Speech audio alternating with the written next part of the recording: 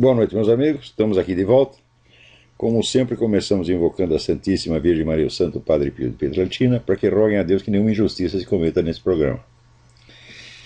Queria aqui avisar a vocês que de 23 a 28 de maio de 2011, eu vou estar aqui proferindo em Colonial Heights, Virgínia, o curso Metafísica, a Estrutura do Ser, com o seguinte programa. Primeira aula, revisão histórica, metafísica de Platão, metafísica de Aristóteles, metafísica escolástica. Aula 2, revisão histórica, parte 2, a metafísica moderna, Descartes, Spinoza e Leibniz. A crise da metafísica moderna, Hume e Kant, Fichte, Schelling e Hegel, o abandono da metafísica no século XIX, a metafísica oriental e seu impacto no Ocidente no século XX, a fenomenologia e Martin Heidegger, a metafísica de Xavier Zubiri, a metafísica de Louis Lavelle. Aula 3. Juízos de existência e de necessidade. Necessidade e possibilidade. A metafísica como estrutura da possibilidade. O fundamento metafísico de todo conhecimento científico. Metafísica, teologia e vida religiosa. Aula 4. Ser e não ser. O infinito, o mundo dos princípios, a onipotência, o logos divino. Aula 5. A estrutura do cosmos. Linguagem divina, símbolos naturais e culturais. Aula 6. Eternidade e temporalidade, a imortalidade da alma, história e escatologia. Informações e inscrições pelo e-mail edui.ferro@uol.com.br ou pelos telefones 041 9974 4443 e 041 9650 9671 com o famoso senhor Edui com Y. Muito bem, agora, aí em Porto Alegre, o grupo da Opus Dei que se reúne no Mirador estará começando, a partir deste sábado, um curso de latim, segundo a técnica do professor Napoleão Mendes de Almeida, e um curso de artes liberais, seguindo a técnica do Trivium da Irmã Maria, das 15h30 às 17 horas, aí no Mirador, em Porto Alegre. Também aqui recebemos uma carta da Marília Leite Martins Verri, da Livraria Cultura, expressando toda o seu contentamento com o caso aí que começou, mas não prosseguiu entre nós e a Livraria Cultura, tenha sido resolvido satisfatoriamente. Eu não sei quem foi que meteu aquela ideia na cabeça deles, mas de certo o mau conselheiro. Eu aconselho a Livraria Cultura, livre-se deste fulano que lhes deu esta maldita ideia, porque é um fofoqueiro miserável que fica tentando colocar veneno entre pessoas que são amigas. Nós sempre fomos amigos da Livraria Cultura, pretendemos continuar sendo. Então, acabou a fofoca. Muito bem. Aqui eu recebo uma carta da senhora Raquel Carvalho, dizendo que ela está muito preocupada porque o filho dela vai na escola, na faculdade, e ficam metendo merda na cabeça do garoto, né? E a última que disseram para ele é o seguinte, é que a campanha dos cristãos contra os preservativos ajuda a disseminar a AIDS na África. Olha que dona Maria Raquel Carvalho, ela me pergunta o que fazer. Eu digo, é muito simples. Você peça para o seu filho, deve ter um computador, que ele vá à internet e procure a palavra Uganda. Uganda. Escreva Uganda e depois escreva AIDS. E você vai ver o que acontece. Uganda, é um país cujo presidente é católico e que instaurou lá uma forte campanha incentivando as pessoas ao sexo monogâmico, a não ficar trocando de parceiro toda hora. E é o único país do mundo que conseguiu uma vitória espetacular sobre a AIDS. Em Uganda, AIDS não é mais problema. Você conhece algum outro país onde AIDS não é problema? Então, Uganda, dona Maria Raquel, se o seu filho não sabe, diga para ele, Uganda fica na África. O único país que venceu a AIDS fica na África. Ô moleque besta! Dona Maria Raquel, puxa a orelha do rapaz e diz para ele estudar. Se ele não quer estudar, pelo menos faça isso. Vai lá na internet e escreve assim, Uganda, Uganda, dá um espaço e escreve AIDS, AIDS, tá? E vai ver o que acontece. Pelo largar de ser burro e teimoso, talvez não seja burro, talvez tenha até um rapaz inteligente. Mas não adianta ter inteligente no Brasil, porque você vai lá para a escola e os caras liquidam com isso rapidamente. Né? Olha aqui, outra coisa. O outro leitor, Márcio Ricardo Rodrigues Melo, do Rio de Janeiro, me escreve dizendo o seguinte: tenho acompanhado seus programas no TrollSpeak e estou com dificuldade em entender um tema que parece simples, mas como nunca foi aos Estados Unidos, ficam sem referência. O que é o nacionalismo americano? Como se expressa? Onde se expressa? Né? Quem são os que estão a favor? E que resistência pode o nacionalismo americano oferecer àqueles que detêm, se é que detêm, o poder pelo dinheiro, como os Bilderberg? Márcio Ricardo, a sua pergunta é tão importante que eu estou escrevendo não um, mas uma série de artigos a respeito para o Diário do Comércio. Porque em um artigo só não dá para explicar. O tema é realmente complexo. Então, escrevi já mandei o primeiro artigo para o Diário do Comércio e vou mandar mais. Então, olha, para adiantar o expediente, eu vou ler o artigo aqui para vocês.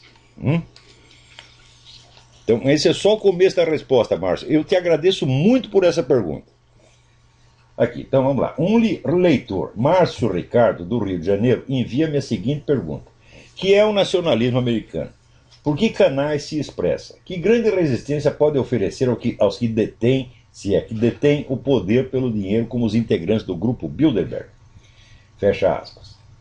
Meu amigo, você fez a pergunta certa. Esse é provavelmente o assunto mais urgente a ser estudado por quem deseja compreender o quadro político do mundo e fazer previsões razoáveis. É também, por desgraça, o aspecto mais ignorado fora dos Estados Unidos, o que torna a maior parte das análises de política internacional, sobretudo as brasileiras, um extenuante campeonato de erros. Por isso mesmo não hesitarei em dedicar à sua pergunta mais de um artigo, se necessário, sem prejuízo do possível aproveitamento deles como rascunhos para o debate com o professor Dugin. Vamos lá. No que diz respeito ao conteúdo ideológico geral, o nacionalismo americano é, em essência, um conservadorismo, empenhado em manter a tradição constitucional e o legado dos Founding Fathers. Isso quer dizer que a Constituição, na perspectiva nacional conservadora, deve ser interpretada segundo a intenção dos seus autores. Espera aí que tem um sujeito vomitando aqui, é um caso gravíssimo. Melhorou? Carmou? Então vamos continuar. Isso quer dizer que a Constituição, na perspectiva nacional conservadora, deve ser interpretada segundo a intenção de seus autores, não deformada por arranjos posteriores, que a pretexto de fazer dela um documento vivo, entre aspas, expressão do Al Gore, tratam logo de sepultá-lo. A ideologia dos fundadores da República Americana foi uma síntese originalíssima que harmonizava as reivindicações práticas do iluminismo com as exigências e princípios do cristianismo bíblico. Parênteses, foi só nos Estados Unidos que se conseguiu fazer isso, né? A explícita inspiração cristã da Constituição e das leis americanas foi tão bem documentada nas 1000 páginas do livro clássico de Benjamin F. Morris, The Christian Life and Character of the Civil Institutions of the United States, de 1864, que qualquer tentativa de questioná-la ou relativizá-la é coisa de evidente má-fé. Nossa Constituição, afirmou o segundo presidente americano, John Adams, foi feita somente para um povo moral e religioso. Ela é totalmente inadequada para o governo de qualquer outro povo. Os americanos são o único povo em todo o universo que é governado por uma Constituição cristã, que, ademais, tem consciência disso e que continua vendo aí uma das fontes principais de inspiração para as suas lutas. Ao ponto de que mesmo os políticos hostis ou indiferentes ao cristianismo se veem forçados a fazer-se de cristãos para não perder votos. Barack Obama, anticristão e pró-muçulmano, submeteu-se a essa ginástica só até o dia da eleição. Tão logo se sentiu seguro no cargo, deixou de frequentar os cultos dominicais, mesmo os da Black Liberation Theology. Isso já basta para demonstrar o quanto é falsa a opinião do professor Alexandre Dugin, segundo a qual o iluminismo materialista e individualista, defendido por Sir Karl Popper em The Open Society and Its Enemies, é a ideologia dominante dos Estados Unidos. Como poderiam 2 séculos de constitucionalismo cristão ser apagados da noite para o dia pelo livro que um austríaco publicou em Londres em 1945 e que, em número de exemplares vendidos na América, nunca foi páreo nem sequer para os discursos de Billy Graham, quanto mais para os de George Washington, Thomas Jefferson e John Adams, para não falar da Bíblia do Rei James. De fato, o popperismo é sim a ideologia dominante da elite globalista. Mas a prova de que esta não representa a população americana nem as tradições do Estado americano é que só consegue, quando consegue, impor as suas políticas, camuflando-as muito bem na linguagem tradicional do nacionalismo conservador. Lyndon Johnson foi um artista nisso. Barack Obama só mostrou algum talento nessa prática durante a campanha eleitoral. Depois de eleito, cometeu gafe atrás de gafe e se rebelou. Se ao observador estrangeiro a visão duginiana do americanismo parece verossímil, é por uma razão que já mencionei 1000 vezes. O nacionalismo conservador é ainda a opinião majoritária entre os americanos, mas só tem público dentro dos Estados Unidos, e nenhuma projeção na mídia internacional amplamente dominada pela elite globalista e seus sócios na Europa e na América Latina. Quem quiser tirar a coisa a limpo, que venha aqui e acompanhe o debate político interno. A força do nacionalismo conservador é tanta que já consegue até estourar as manobras com que os globalistas vinham sutilmente, desde os anos 50, infiltrando gente sua no Partido Republicano, nominalmente a fortaleza dos conservadores. Chicoteado pelo movimento do Tea Party, o GOP, Grand Old Party, que é como eles chamam o Partido Republicano aqui, está em discreto, mas efetivo ritual de autodepuração. E quanto mais se livra de traidores e vendidos, melhor o seu desempenho nas eleições. Muito bem, isso aí, Márcio Ricardo, é só o começo. Ainda tem muita explicação para dar. Por exemplo, nos últimos 40 anos, você só vê o debate político encaminhado nas seguintes direções. Ou você é a favor do controle da economia pelo Estado, ou você é a favor da total liberdade de mercado e você acha que a simples liberdade econômica vai resolver todos os problemas. Então, ou você é um progressista, entre aspas, ou é um liberal, entre aspas, na terminologia brasileira. Nos Estados Unidos é inverso, chama-se esquerdista, chama-se liberal, e os que no Brasil se chama de liberal, aqui se chama de conservativo. Então, só essas duas correntes, só isso aparece na mídia. Porém, os Founding Fathers já tinham descoberto uma maneira completamente diferente de enxergar o problema. O Estado deveria interferir muito pouco na economia, mas a liberdade de mercado encontraria os seus limites através da função controladora da cultura e da religião. Então, quer dizer, o que deve refrear os abusos do capitalismo não é o Estado, é a sociedade organizada através das igrejas, das escolas e da pressão da opinião pública. Então, essa falsa opção que existe, ou é total liberdade de mercado, ou é o Estado controlando, George Washington, John Adams e Jefferson já tinham descoberto a solução desta merda faz 200 anos, porra! Porque a gente sabe que se você libera totalmente a economia, então,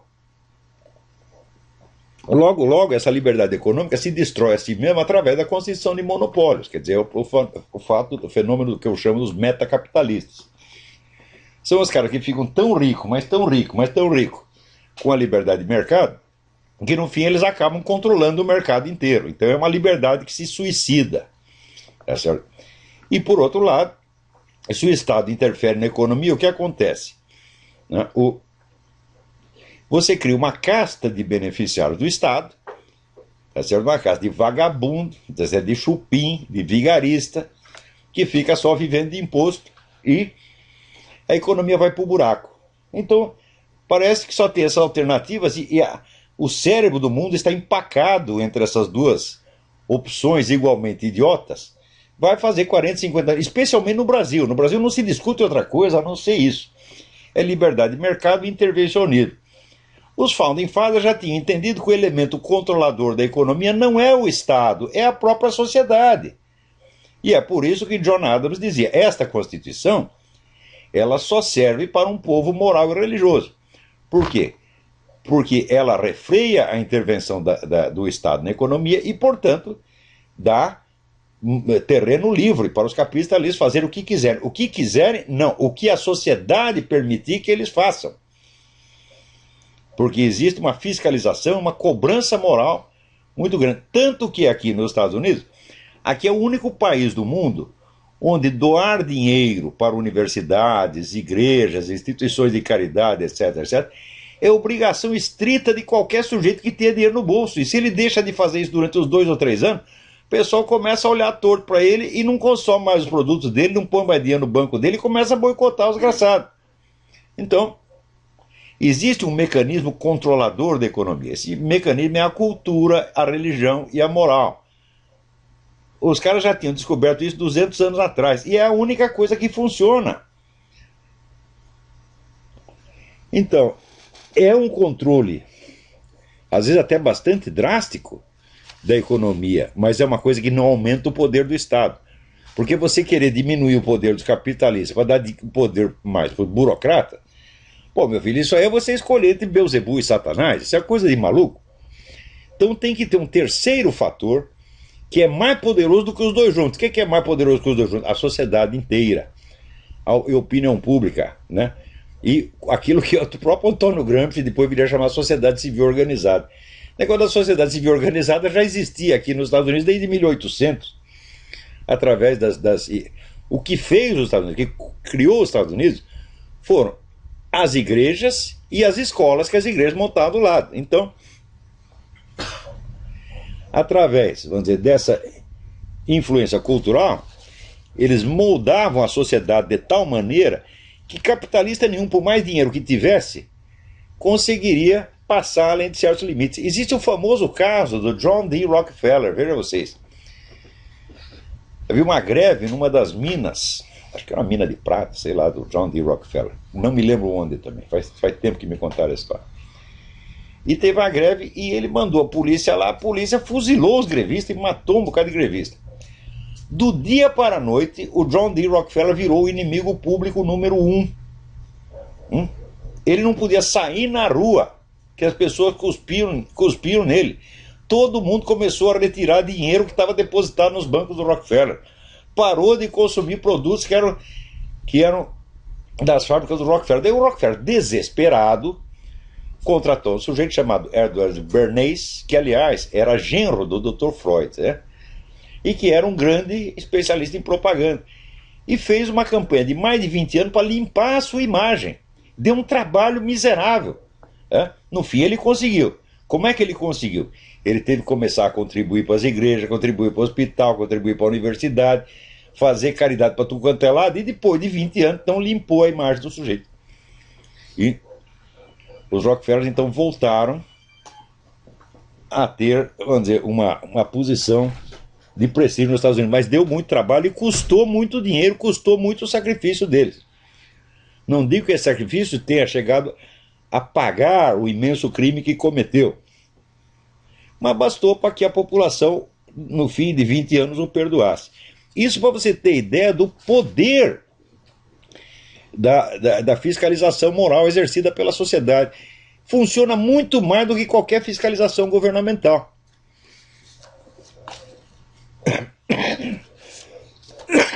Muito bem. Então,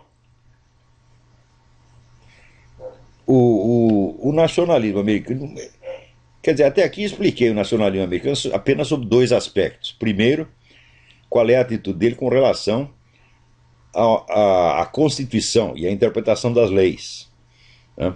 Então, a interpretação, segundo eles, deve ser prevalecer a interpretação original e não uma outra inventada, porque é muito fácil você pegar um texto e você modificar completamente o sentido dele. Era isso que os filhos das putas estavam tentando fazer aqui, através dos juízes. Eles inventaram uma teoria de que o juiz pode interpretar do jeito que ele quiser a Constituição e as leis, pode modificar o sentido das leis, e no fim o juiz vira um legislador, o que é uma coisa absurda, o que destrói completamente a ordem jurídica. Mas estamos tentando fazer isso aqui. Essa briga ainda não está resolvida. Ainda tem muitos juízes que se pretendem legisladores e tem outros juízes que acham que esses primeiros são verdadeiros criminosos. A briga aqui é muito feia, mas nós podemos dizer que o nacionalismo conservador, vamos dizer, na mais modesta das hipóteses, ele domina 50% da opinião pública, o que não é pouca coisa. E tem muita gente, vamos dizer, de dinheiro e que tem poder e que apoia esse movimento. Agora, o principal, vamos dizer, é realmente a contribuição popular, porque aqui todo mundo contribui. Eu recebo aqui diariamente 30 pedidos de contribuição para várias instituições, para movimentos. O americano contribui mesmo, não só contribui, como, veja, faz trabalho voluntário. Metade da população americana faz trabalho voluntário. É a velhinha que vai lá tricotar sapatinho para as crianças pobres, né? Primeira semana que eu cheguei aqui, entrei na igreja, me convidaram para ir na igreja metodista, eu chego lá e estavam fazendo uma coleta de dinheiro para quem? Para os meninos de rua do Brasil. Olha só, vai fazer uma coleta para os meninos de rua do Brasil? No Brasil. Ninguém dá merda nenhuma, porra. Agora aqui os americanos, vocês tendo o chapéu, todo mundo põe dinheiro lá. Então, vamos dizer, esta militância da moral, né, é a favor, vamos dizer, do bem, da felicidade humana, etc., é uma das constantes da sociedade americana e é o que explica o verdadeiro sucesso disso aqui. Não é nem o governo mágico que vai resolver todos os problemas e nem os capitalistas geniais que, exercendo a sua liberdade ilimitada, né, vão produzir riqueza e com isso resolver todos os problemas. Isso aí são duas falácias, duas mentiras. Quer dizer, o liberalismo radical e o intervencionismo estatal são duas mentiras. O John Adams tinha razão. Uma Constituição que estatue a liberdade de mercado só pode funcionar onde tem um povo moral e religioso, porra. É que vai impor limites naturais à atividade capitalista quando ela transgredir as leis morais. É só isso que funciona. Você acha que por quê? Você pega um país qualquer, onde está o povo do país? O povo está em toda parte. E o governo não pode estar em toda parte, porque se ele estiver em toda parte, ele vira o inferno. É a coisa mais... Então o povo é o melhor fiscal. Por quê? Porque ele está em toda parte e ele vê tudo. E ademais, quando veio o prejuízo, é no bolso dele. Então ele sempre sabe onde está doendo. Então, esses aí são dois traços do nacionalismo americano. Mais tarde eu vou analisar... Em um outro artigo eu vou analisar qual é a posição do nacionalismo americano com relação à política internacional. Mas primeiro eu quero ver o que o Dr. Dugin vai responder às minhas primeiras observações. Recebi uma carta... Peraí, tem alguém na linha. Alô, quem é? Alô? Não tem ninguém falando nada. Está mudo como um poste. Então, olha, essa semana tem tanta coisa interessante aqui. Olha aqui. A Universidade Northwestern, nos Estados Unidos, resolveram dar uma lição de educação sexual ao vivo. Botaram lá um casal, né, trepando, né, e a mulher ou teve ou fingiu muito bem um orgasmo, né. Não botaram aqueles eletrodos que o Dr. Masters e Virginia Johnson colocavam eletrodos para medir o orgasmo. Ali não tinha, era só controle visual. Então, mais tarde, suponho eu, né, haverá, né, como foi um casal hétero, está aqui o homem barbudo e a mulherzinha, até bonitinha, né, não pode ter discriminação, então vai ter que ter aula de homossexualismo ao vivo.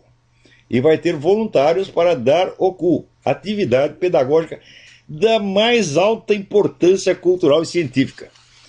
No Brasil já tem, né, a lista de voluntários, já deve ter uns 10 milhões na fila.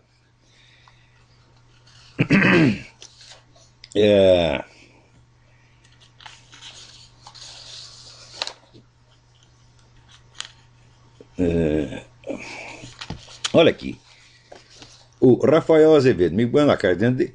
Tem um site chamado Escola Kids, né? Tem um endereço no Twitter, tem um site www.escolakids.com, que se propõe a ser um conteúdo de educação para crianças. Veja aqui o que eles ensinam.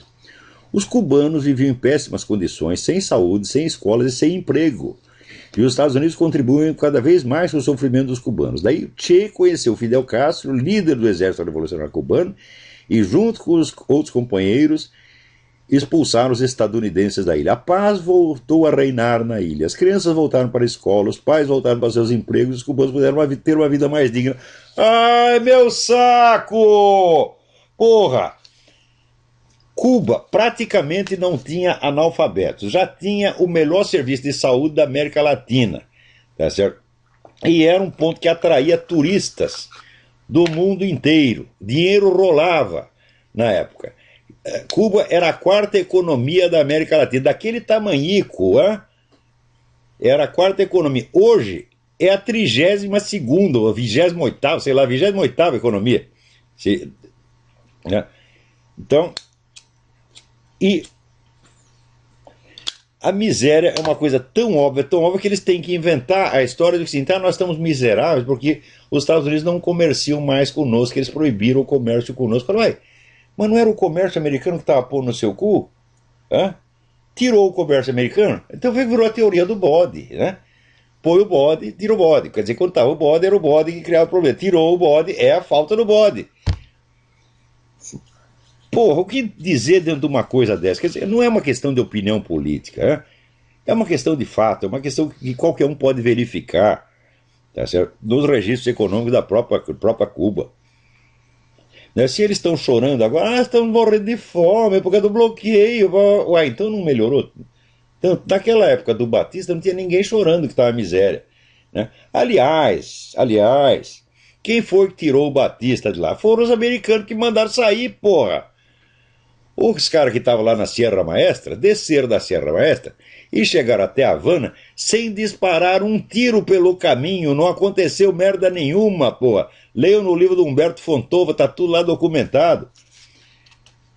E o pessoal fica espalhando mentira. Fala, é como essa que diz que a Igreja Católica, proibindo as camisinhas, está disseminando AIDS na África. É só a Igreja Católica está acabando com a AIDS na África, meu Deus do céu.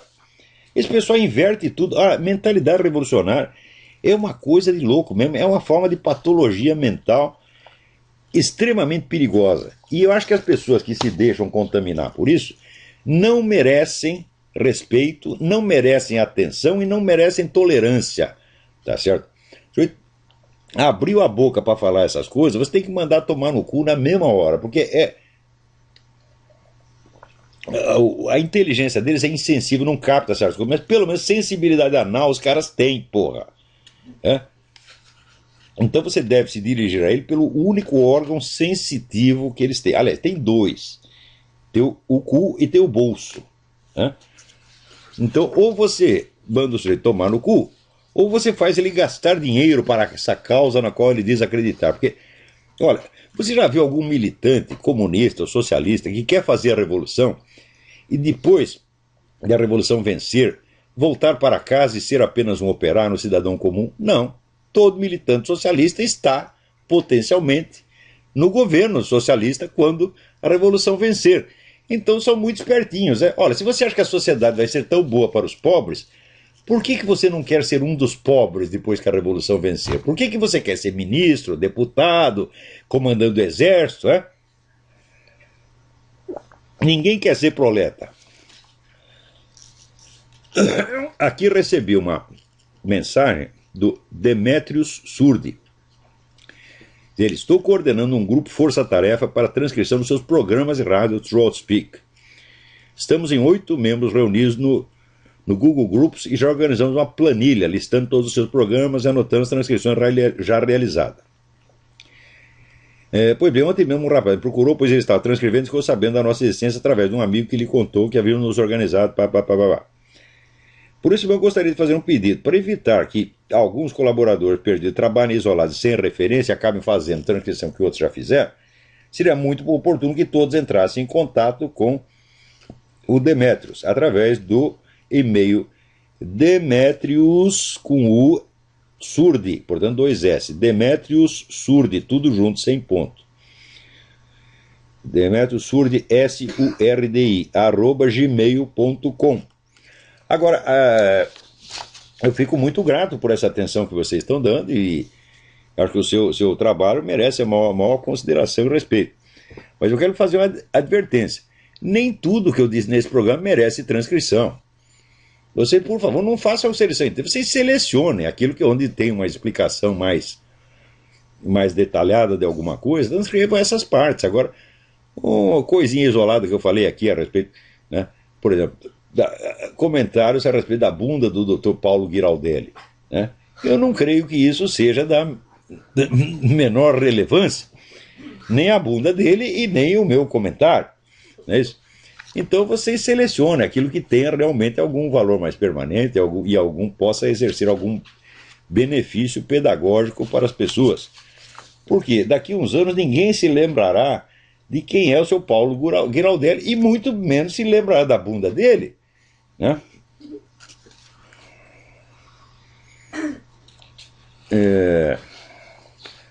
Aqui, Gilead Daniel me escreve perguntando e aqui, tenho aberto meus olhos para toda essa coisa maligna chamada de novo governo global, onde a lei marcial reinará, haverá apenas um líder. Mas, por favor, eu gostaria da sua opinião sobre o seguinte ponto. Quanto tempo você acha que levará esse governo para que esse governo se instale totalmente? Olha, o governo global já está instalado, tá certo? Você vê aqui, se você pegar todas as leis que foram promulgadas no Brasil nos últimos 10 ou 15 anos, todas vieram prontinhas da ONU. Tá certo? E, ademais, se inventaram novas técnicas de governo que passam por cima da discussão parlamentar. As decisões são tomadas através de decretos administrativos. Quer dizer, quem governa agora são diretores de departamento, a coisa não passa pelo parlamento, não é discutida, nem nada. E eles estão impondo essas coisas no mundo inteiro. A coisa já está organizada, ela só está, vamos dizer, só não está oficializada. Mas um governo mundial de fato já existe, né? Aliás, existe até 3. Né? Tem um que domina aqui o Ocidente, tem outro que domina lá a Rússia e a China, e o terceiro domina o mundo islâmico. Em todos esses lugares você tem um sistema totalitário já montado. Quando eles brigam entre si, é sorte nossa, né? Porque onde tem conflito, você sempre tem uma margem de manobra que você pode aproveitar. Mas quando eles entram em acordo e quando eles ficam amiguinhos, aí o negócio complica, gente. E isso é que é a coisa mais interessante da história. Porque o professor Dugin, ele no nosso debate lá, ele está dizendo que existe esse esquema globalista, que é popperiano, iluminista, materialista, essa coisa toda. E ele diz que esse é o inimigo do esquema russo-chinês. Isso é mentira, gente.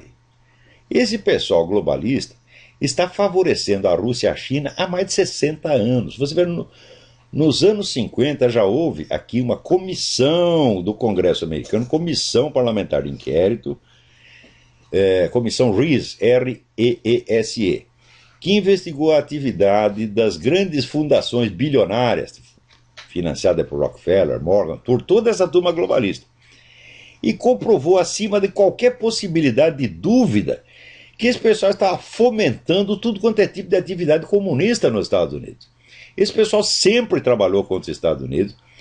Depois que acabou a União Soviética, o que eles fizeram? Eles fizeram tudo para restaurar a economia dos países comunistas. Soltaram dinheiro para a China, então o investimento que houve na China foi uma coisa monstruosa. A economia chinesa não existiria se não fosse essa turma globalista. Agora, como é que você vai dizer que os globalistas são os inimigos dos chineses. Oh, meu Deus, vocês não são os inimigos dos chineses. Eles são os patrões e sócios do chinês, porra. Então, esse esquema do professor Dugin, em vez dele liquidar o globalismo ocidental, ele vai liquidar os Estados Unidos e o nacionalismo americano. E daí estará tudo maravilhoso, porque sobrará somente os 3 esquemas globalistas e eles farão as pazes. Isso é o plano do professor Dugin. Farão as pazes e dominarão o mundo. Agora, acontece que, no meu modesto entender, o esquema russo-chinês pode fazer as pazes com o globalismo ocidental, porque eles já andam de mão dadas, né? Mas o Islã jamais vai consentir em ser governado por essa gente. Tão logo a resistência nacional, as últimas resistências nacionalistas, especialmente dos Estados Unidos e de Israel, sejam removidas do mapa, aí é que vai começar a briga. Hein?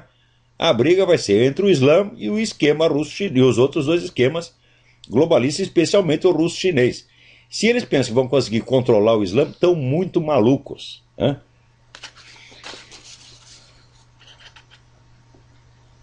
Então aqui, ó, Kissel Goldblum diz: falo aqui do Rio de Janeiro, o Obama vai fazer um discurso aqui na Cinelândia, o que você acha disso? Eu acho uma maravilha, o lugar do Obama é o Brasil, por que vocês não seguram ele aí, não põem ele na presidência da República, porra? O lugar do Obama é o Brasil. Cada vez que olho o Obama, eu penso assim, o mundo brasilianiza-se, porque ele inaugurou nos Estados Unidos um gênero de picaretagem que não existia aqui. Picaretagem normal aqui é a seguinte: um presidente que favoreceu lá, dizer, indevidamente uma empresa, uma coisa assim, acontece de vez em quando. Mas o Obama, gente, o Obama chegou na presidência sem apresentar um documento, ninguém sabe a história dele, ele proibiu a investigação da história dele, quer dizer, ninguém sabe que é o presidente dos Estados Unidos. Então, isso aqui, num país que sempre foi o país da liberdade de imprensa, um país onde tudo se discute, um país onde tudo se sabe, é um prodígio de vigarice como nunca houve. Então, se ajuntar esse esquema de ocultação do Obama com o mensalão, você já pensou o dinheiro que essa turma vai ganhar? É um negócio incrível, porra. Quer dizer, o Obama deveria receber uma carteirinha de sócio remido do mensalão, e governar o Brasil de parceria com Dona Dilma.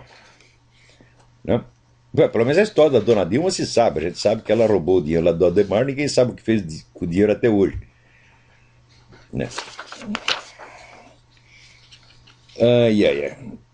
Aqui, Ana Elisa me pergunta: eu sou de Curitiba e estou cansado desse governo e toda a palhaçada que estamos submetidos. Eu, meu marido e minha filha estamos tentando ir embora de uma vez por motivos de revolta e asco com o governo brasileiro.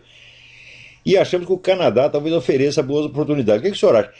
O Canadá é o país preferencial para o imigrante, porque o Canadá é um país enorme que tem tudo menos gente. Tem espaços vazios imensos e o governo oferece tudo quanto é facilidade, se você topar ficar nas regiões mais frias e mais afastadas, que são maravilhosas, e onde você tem tudo. Quer dizer, agora, com o negócio de frio, toma cuidado, porque o brasileiro não sabe o que é frio. Eu lembro quando a primeira vez que eu viajei para a Romênia, eu comprei um casacão lá em Porto Alegre, cheguei na Romênia com o casacão, e eles falaram: você tem roupa de frio? Eu falei: tenho, tá aqui, mostrei meu casaco. Todo mundo, começaram a rir da minha cara. Falaram: isso aí é roupa de verão na Romênia, meu filho. Você vai morrer com esse negócio. Daí eles compraram lá umas roupas para mim que não era roupa, era uma embalagem. É um negócio todo acolchoado, que você fica lá dentro parecendo uma bola de futebol. Então, quando vocês forem para o Canadá, vocês não acreditem em roupa de inverno brasileira. É só isso que você tem que fazer. Agora, o inverno não é ruim, o inverno não é desconfortável e, sobretudo, o inverno é maravilhoso. Visualmente falando, é assim, é como um sonho. Pode ter certeza, vocês indo para o interior do Canadá, vocês vão ficar em algumas das regiões mais belas do mundo. Então, outra coisa, você indo para o Canadá, você pode entrar e sair do Canadá para vir aqui para os Estados Unidos a hora que tu quiser. Então tu vem aqui, assiste meus cursos, visita a gente. Então, parabéns por essa sua decisão. Eu tenho um amigo que mudou para o Canadá faz muito tempo E ele chegou lá, ele estava estudando medicina, completou o seu curso lá no Canadá e abriu um consultório no bairro português, dos imigrantes portugueses. Ele era o único médico que falava português, ficou milionário. Né? E daí mudou aqui para os Estados Unidos, né? Tá morando na Califórnia, no Bem Bom. Espero que vocês tenham sorte idêntica. Tem alguém na linha aí? Alô, quem é?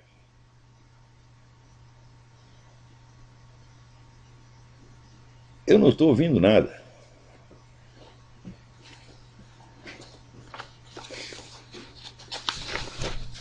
Né? Alguém me manda aqui de novo aquele escrito do Dr. Paulo Giraldelli, né, em que ele dizia que eu, como sou um analfabeto autodidata, eu não entendo porra nenhuma de Platão, tanto que eu tinha dito que os filósofos são, segundo Platão, são amantes de espetáculo, quando na realidade Platão opunha os filósofos aos amantes de espetáculo. Vou falar aqui, Paulo Giraldelli, não é isto.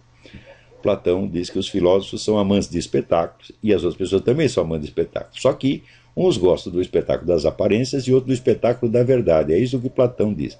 Ele, não, você é um autodidata, não sabe merda nenhuma, papapá. Né? Daí eu peguei o texto grego original. Publiquei o texto. Daí o filho da puta não deu o braço a torcer. Falou, bom, então se você tem mais autoridade em Platão do que o próprio Platão escrevendo em grego, então não tem jeito, meu filho. Eu e Platão estamos derrotados. Você é o campeão. Isso já faz mais de 2 anos que aconteceu e a coisa ainda circula, porra. Né? Outro aqui me mandou um negócio que diz que a professora dele, que deu lá Foucault para ele ler, né? Então, Foucault, Zé Guilherme Melchior, né? Aquelas coisinhas de sempre, que é leitura para criança, né? E daí ele falou, não, e Mário Ferreira dos Santos? Ela falou, quem é Mário Ferreira dos Santos? Ele disse, não, o Olavo de Carvalho disse que é o maior filósofo brasileiro. Falei, não, o Olavo de Carvalho é um cara que acha que é filósofo, mas ninguém leva ele a sério, papapá. De puta que pariu, quer dizer, essa mulherzinha analfabeta, eu nem tô achando a carta aqui, eu gostaria de dar o nome do filho da puta, né? Mulherzinha analfabeta que leu 5 livros, leu aquelas besteirinhas que eu lia quando tinha 18 anos. Ela leu aquilo lá e acha que é alguma coisa. Ô dona, porra! Quer discutir filosofia? Vem aqui, vem. A senhora não aguenta 2 minutos, a senhora não sabe bosta nenhuma, vocês são um bando de vigarista, porra. Hã? Agora aqui, outro também, aqui, o Tiago Cadeto. Ele diz que, aqui as leituras, né? Nas aulas da filosofia aprendi sobre Descartes, depois vieram Locke e Hume, foi só. Sociologia, Marx, Weber, Engels e Francis Fukuyama. Puta que pariu! Quer dizer, mas isso aqui é leitura de jornalista, isso é coisa que se discute em jornal, meu Deus do céu. Isso não é assunto para você discutir seriamente num curso de ciências sociais. Isso não basta para um curso de ciências sociais, nem para filosofia, nem coisa nenhuma, né? Daqui, em matéria de comunicação e cultura, leu a Escola de Frankfurt, Humberto Eco e Edgar Morin. Eu digo, mas escuta, mas esta sopinha rala que vocês oferecem, isso aí não basta para preencher uma inteligência, basta para preencher a cabeça ou o cu do seu Paulo Giraldelli, né? Mas para uma pessoa que queira cultura, não é daí, aqui diz o Tiago, não, daí eu comecei eu mesmo, tratando de ler Goethe, Shakespeare, Dostoiévski, Nietzsche, Schopenhauer, os estoicos, Platão, Aristóteles, Santo Agostinho, Pascal, Lutero. É assim que se faz, Tiago. Pô, você tá virando um homem de cultura. Agora aqueles seus professores não. São tudo vigaristas analfabetos, pô. Né? E o que eles pensam, vamos dizer, a meu respeito, eu digo, eu tô tão preocupado com a opinião deles, tô até tremendo aqui, ó. Porra, ela acha que eu não sou filósofo, puta merda, não vou dormir de noite. Porra, acho que eu tenho tempo a perder com o vagabundo. Com criança metida. Vamos ver o que mais temos aqui. Olha, preciso contar aqui para vocês o seguinte. Quando eu estava na Colômbia, um dia eu estava lá num clube, um clube chiquíssimo, e me pediram para fazer uma conferência lá, fazer um círculo de debates ali, né? Fazer uma apresentação para um círculo de pessoas. Daí me disseram que no clube não podia fumar. Daí eu já mandei todo mundo tomar no cu, falei, não posso fumar, também não posso falar, né? Eu estou falando aqui até de graça para vocês, não podem fumar, uma merda. Daí se reuniu lá um grupo de sócios do clube e decidiram ir comigo até um restaurante que tivesse mesinha na calçada para a gente poder conversar ali, eu fazer a minha apresentação ali, né, e fumar o quanto quisesse. E no meio tinha lá um cidadão, um homem gordinho, muito chique, muito elegante. E eu achei que fosse um desses empresários que por ter dinheiro no bolso acha que sabe tudo, e eu pensei, esse cara vai me dar trabalho. Mas quando comecei a conversar com o sujeito, vi que era um homem informadíssimo, inteligentíssimo, muito sincero, um verdadeiro batalhador. Ele era o advogado de uma comunidade muito especial que tem na Colômbia, que é uma população de camponeses, todos pretos, que foram expulsos da sua região pelas Farc. As Farc achou que precisava lá da área e mandou os caras tudo sair correndo. Saíram todos, não tendo para onde ir, foram tudo para Bogotá e estão lá vivendo de pedir esmola. E esse senhor, que se chama Fernando Vargas Kemba, era o advogado dessa gente. E estava conseguindo algumas, né, vitórias a favor deles, conseguindo que o governo lhes desse uma assistência, uma coisa assim. Muito bem. Aconteceu que, uns 10 dias atrás, uma semana, né, um outro cidadão colombiano ilustre, que é o coronel Alfonso Plazas, foi beneficiado por uma entrevista que foi dada pelo médico legista que estava examinando os cadáveres dos reféns que ficaram no Palácio da Justiça em 1985, quando o negócio foi invadido por terroristas, a mando de um narcotraficante que diz, olha, vocês vão lá, invadem, tocam fogo naquele negócio e queimam os arquivos. Então eles invadiram o Palácio da Justiça, foram lá no andar dos arquivos e tocaram fogo e tudo. Morreu gente pra caramba. O exército foi chamado para desalojar os sujeitos de lá. O exército, então a tropa, de tanques, sob o comando do coronel Alfonso Plazas, foi lá invadir o lugar, salvaram centenas de reféns, mas morreram lá dentro 95 pessoas. Não, 91 pessoas. Né? Então, aconteceu que depois só apareceu o cadáver de 64. Daí o pessoal da esquerda inventou que o coronel Plazas tinha retirado alguns dos reféns, levado para a escola de cavalaria, matado os caras, escondido os cadáveres. 2 semanas atrás, o médico legista que examinou os cadáveres disse pela primeira vez, olha, o Ministério Público, quer dizer, a promotoria que acusou o coronel Plazas, só me entregou 64 cadáveres e os outros 27 estão lá guardados. Por mais que eu peça, eles não me entregam. Então, quer dizer, quem desapareceu com os desaparecidos? O próprio acusador do coronel Plazas. Quer dizer, é um crime horroroso, crime hediondo. Quer dizer, você some com um cadáver para depois lançar a culpa no outro. Então, a hora que o sujeito confessou isso, falou, bom, agora vai ter que reabrir o processo do coronel Plazas e naturalmente vai ser libertado e voltar para casa. Saiu isso, 2 dias depois os caras se vingaram em outro. O pessoal da Farc metralhou o carro do doutor Fernando Vargas quando ele estava levando as suas crianças para a escola. Ele e os meninos escaparam vivos por milagre.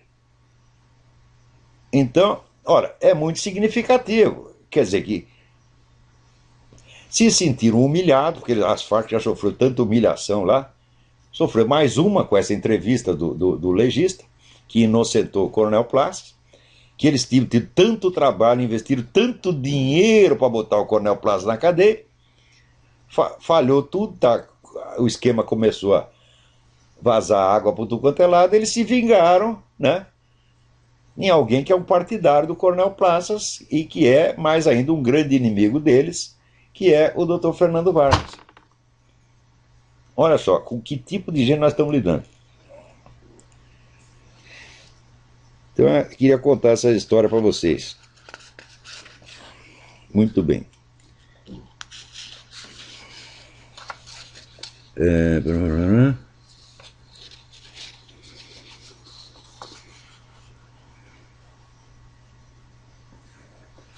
Aqui tem uma carta do Lenilton Morato. A carta é muito interessante, mas não vai dar para responder aqui porque é muito comprida.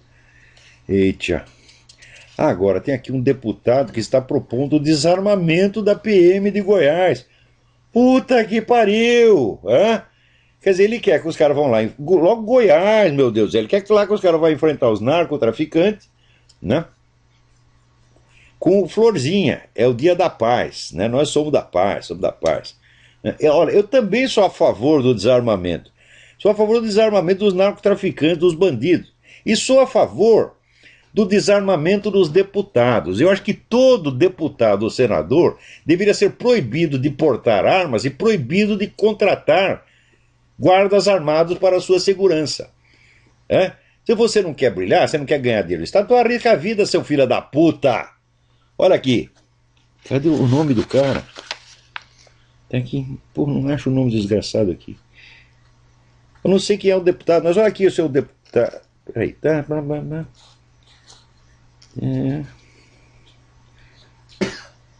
Olha que a coisa foi aprovada na Comissão de Constituição e Justiça da Assembleia de Goiás.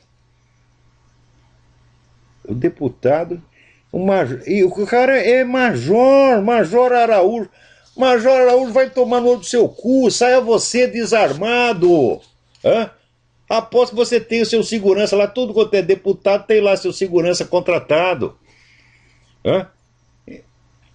Então, se o cidadão não pode andar com um revólver na cinta, muito menos pode você andar aí com segurança armada, muito menos pode o seu presidente da República, tá certo? Ou essa vagabunda que governa o Brasil, mentirosa, salafrária, Dona Dilma. Dona Dilma, saia pra rua sem seus seguranças. A senhora não é tão valente, né?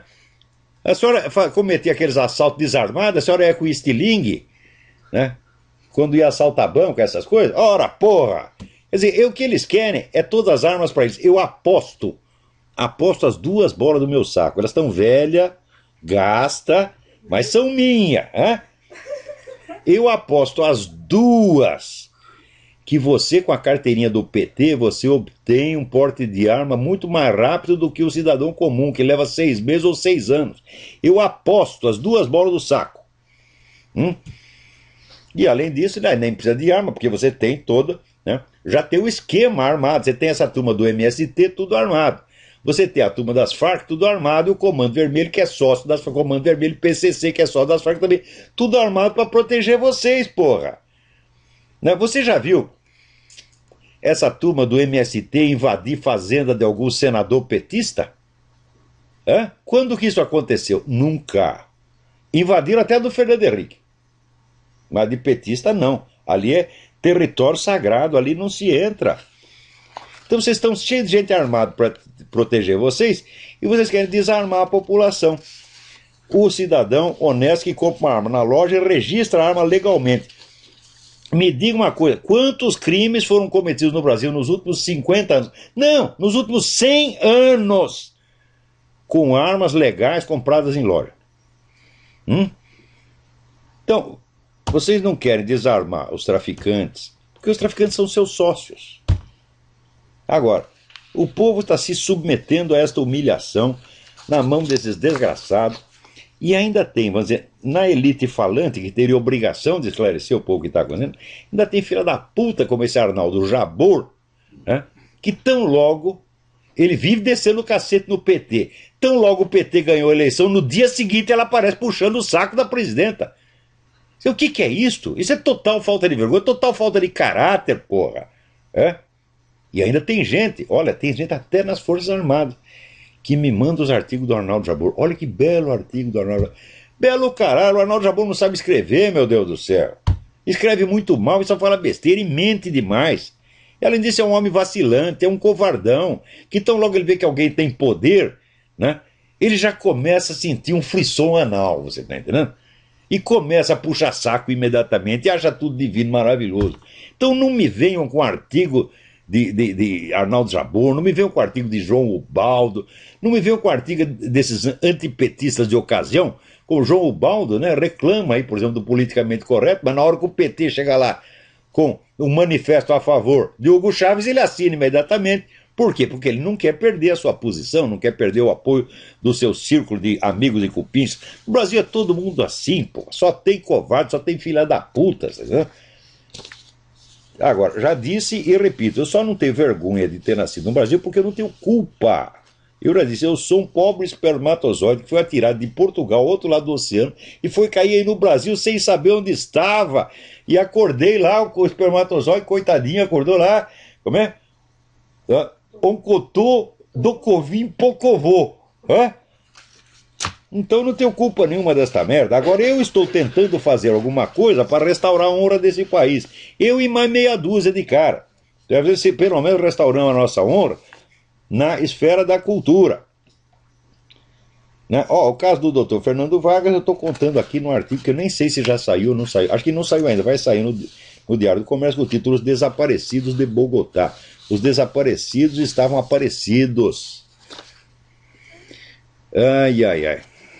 Então, eu acho que o nosso tempo acabou. Por hoje é só. Até a semana que vem. Muito obrigado.